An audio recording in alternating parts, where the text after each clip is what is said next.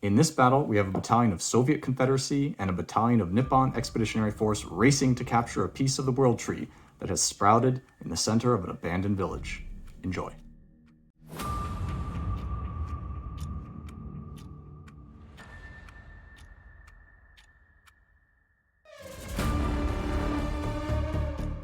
This battle is called Bailiff of the Village, and I named it that way because it is based off of a similar scenario called King of the Hill from the Moor Saga Battles book by Ray Trochim.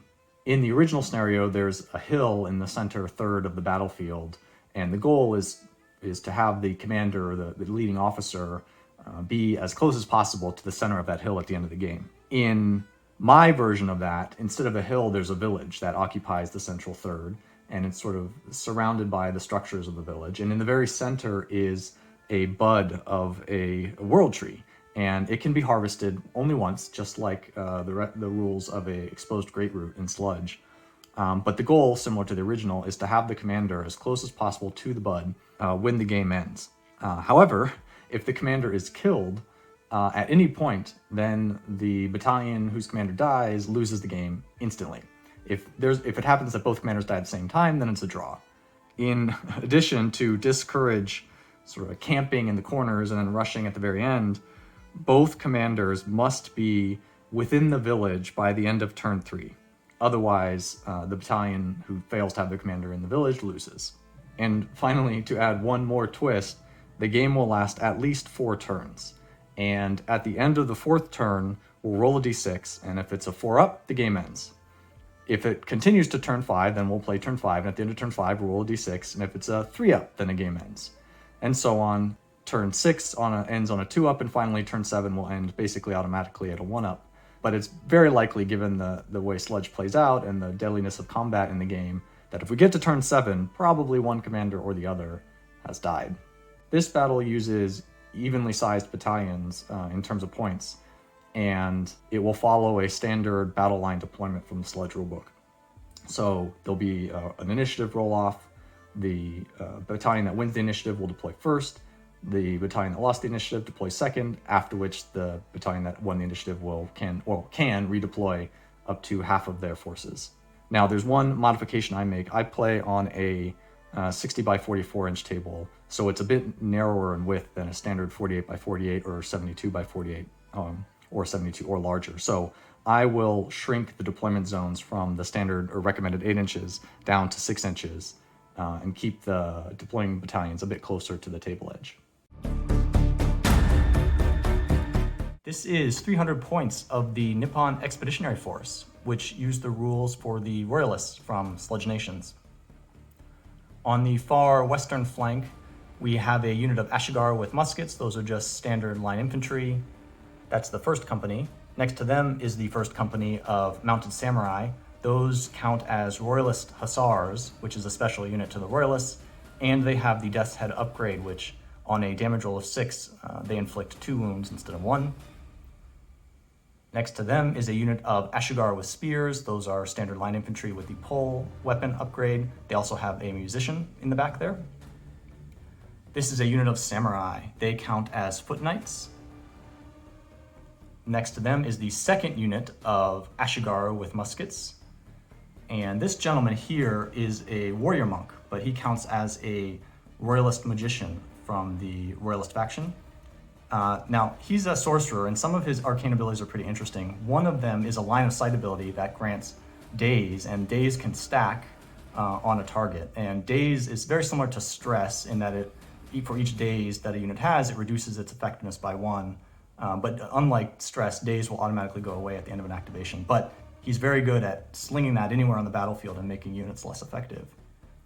Next to him is a unit of samurai with rifles.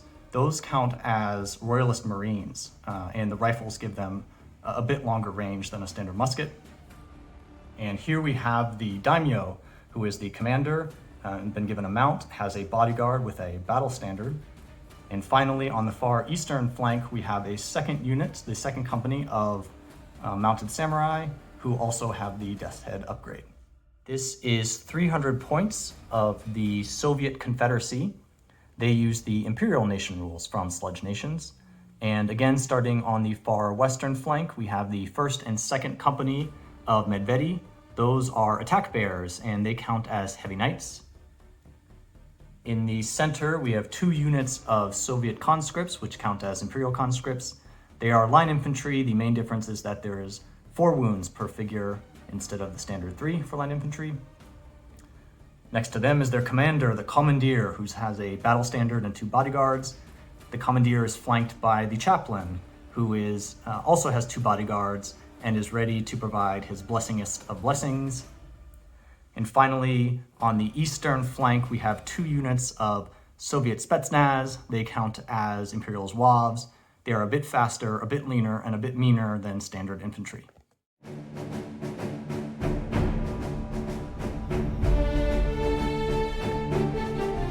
And after turn 1, both forces spent most of the turn repositioning themselves. The mounted samurai sped towards, 1st Company sped towards the western flank, taking up position behind this building. The Ashigara with muskets advanced through the forest, taking a position next to the Ashigara with long poles, also next to a building, ready to charge into the center of the village. The monk has moved into position, ready to cast his wizardry magic on foes who enter the village. The samurai are ready to spearhead the vanguard towards the opposing conscripts. The 2nd Company of Ashigara took up position behind the samurai. The samurai with rifles are moving towards the eastern flank, along with the 2nd Company of mounted samurai. The daimyo spent his turn casting various bonuses or commanding various bonuses, including +1 burst, +1 attack to the samurai with rifles, and +1 burst to the Ashigaru with muskets. Over here on the southern side of the battlefield, this unit of Spetsnaz advanced into the forest. They are preparing to receive the charge from the mounted samurai.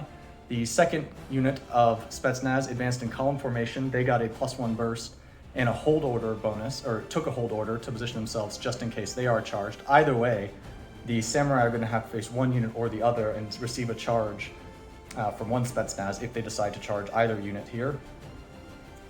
This unit of conscripts serving as a mass of bodies to protect the commander as he approaches the village. The chaplain issued various blessings to the units to help protect them. They are very blessed at the moment. This unit of conscript is advancing towards the big puddle of sludge, hoping to provide a massive wounds to the 2 units of Medvedi who are staged on the western side, ready to, again, similar to the Spetsnaz on the eastern side. Either unit can be charged by the mounted samurai, but in doing so, those samurai will receive a charge themselves from the 2nd unit of Medvedi. On to turn 2.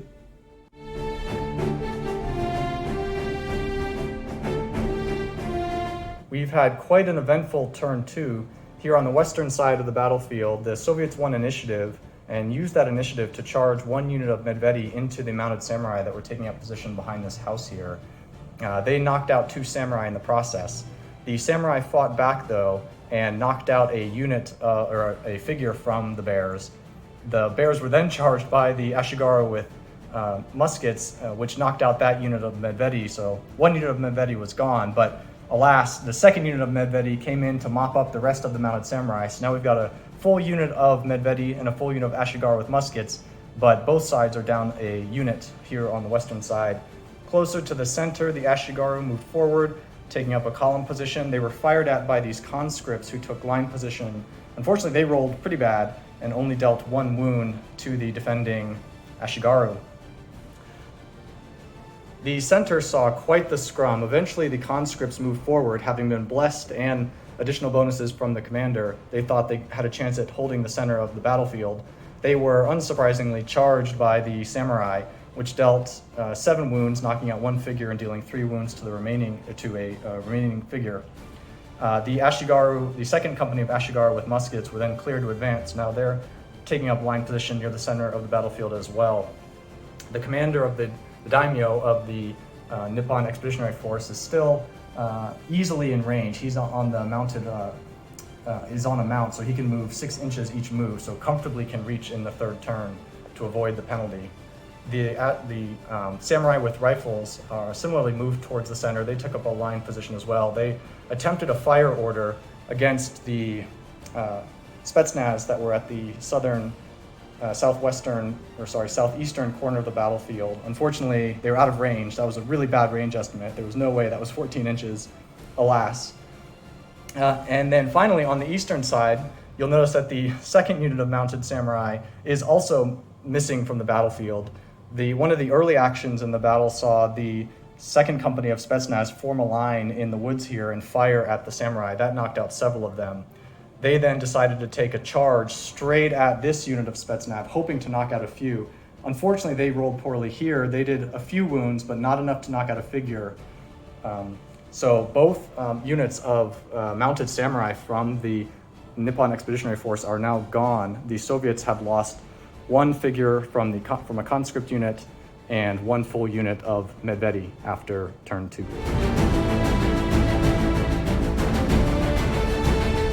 And here is the battlefield after turn 3.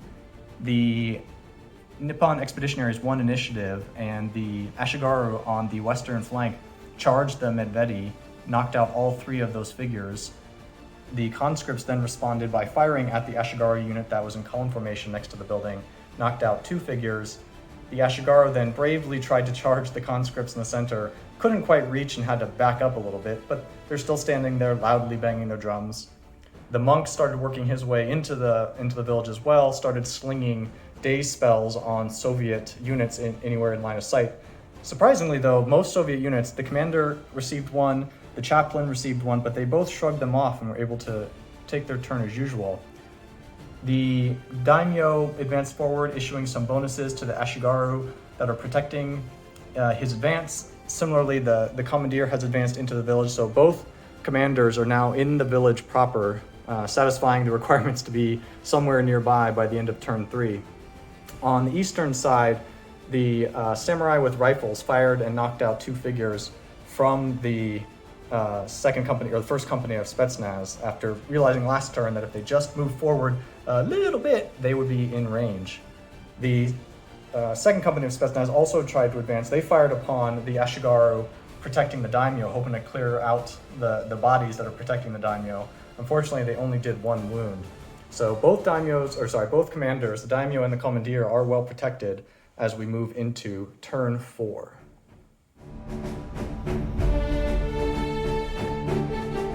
We are in the middle of turn 4. The Expeditionaries won initiative, and they used that initiative to attempt to assassinate the commander. Due to some poor positioning, the commander ended up being exposed to a line of fire from the samurai with rifles. They did 6 hits, which, had the commander not saved one of those, would have knocked him out and won the game for the Expeditionary Force. However, the commander did save one and is still in the fight. The Spetsnaz from the eastern flank said, "No more of that, sir," and moved into position, took shots themselves against the samurai that just fired, knocked out a figure from those samurai. From the western flank, a brave Ashigaru line infantry charged towards the conscripts, knocked out a figure from there as well. The second unit of Spetsnaz from the eastern flank also moved into position, attempted to take shots at the Ashigaru with muskets in the center, but unfortunately they both rolled poorly on their attack roll, and then the Ashigaru were mounted a strong defense and so only dealt a few wounds, not enough to knock out a figure. Then that brings us to the moment we're in now, where the Ashigaru have successfully charged with a crit into the remaining figure of conscripts. Now, if the conscripts, they took several wounds, not enough to knock out the figure, but it did deal them an extra stress, they are sitting on 3 stress and they're about to take their nerve test. Now, if they fail the nerve test, that'll leave the center of the field open to the Expeditionary Force. If the conscripts pass this nerve test, they will at least keep a body in the middle and keep the Ashigaru occupied so that the commander can advance a bit closer without a direct threat from an unengaged opponent. So there are 21 gore, unfortunately, and there are 3 stress. So even though the battle standard is nearby, the conscripts need to crit on this roll, looking for a 10. They fail, which means the conscripts must abandon their position. The Ashigaru hold the center comfortably. After turn 4, our village is full of scarred bodies and puddles of gore.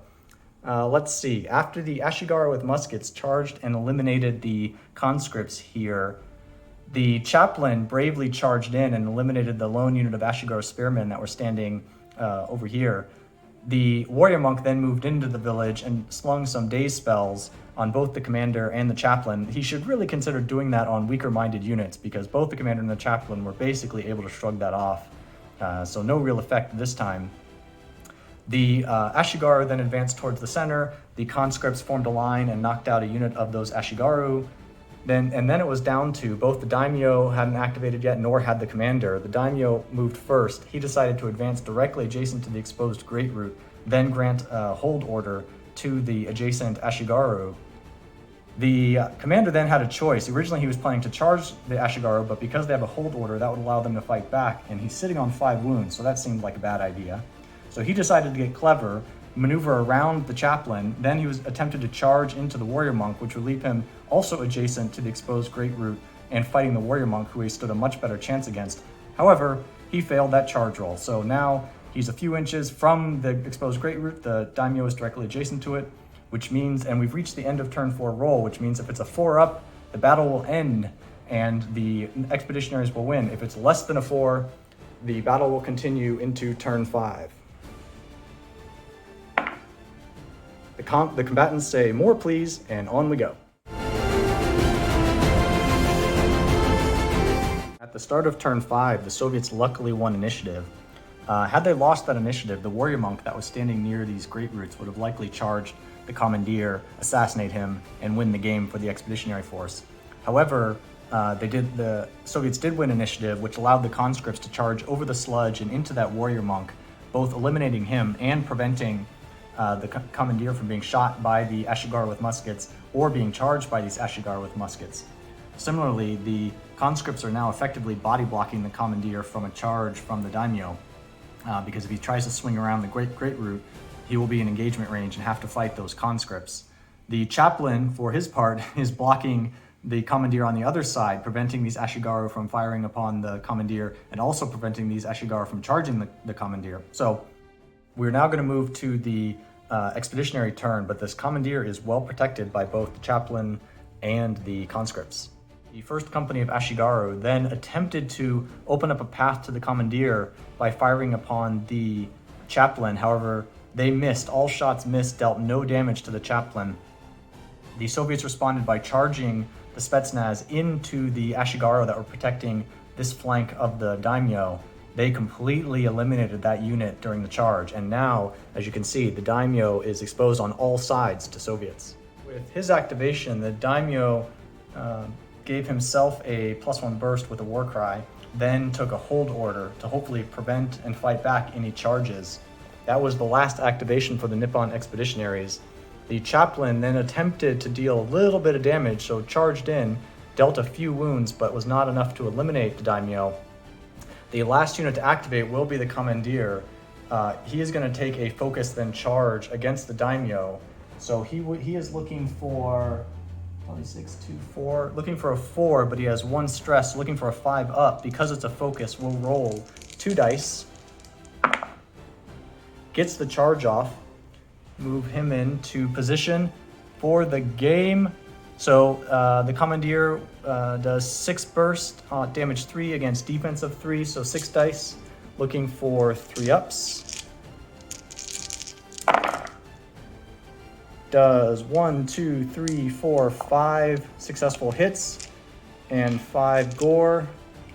We'll get that out in case it's needed.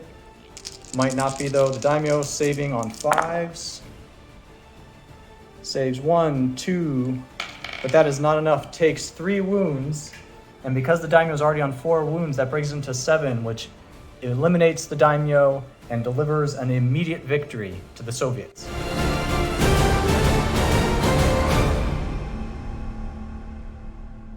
And that's the end. I really enjoyed that one. I like it when there's an unknown turn number. It puts a little bit more pressure. The uncertainty forces you to think about, well, should I advance my forces? Do I risk losing them too early? But if I hold back, do I risk losing because they're not in the right position when the battle ends? Fortunately, this one ended pretty decisively, the commandeer knocking out the daimyo. Had it gone a 6th turn, the commandeer is now directly exposed to a charge. So if those Expeditionaries would have won the initiative, they would have taken out the commandeer themselves. But there's definitely more Soviet bodies on the table, which is pretty standard for the end game of Soviets, especially because they took almost all infantry. There were no cannons or not many special units in this battle. The Expeditionaries made the classic mistake, and to some extent the Soviets did too, pushing the cavalry too far forward too soon. That never seems to end well. I always forget in Sludge, when I haven't used cavalry in a while, that they really need to hold back because they move so fast, and yet they typically don't have many wounds. They're very effective on the charge, but if they are themselves exposed to a charge, it can end pretty poorly. And with that, thanks for watching. Have a good one.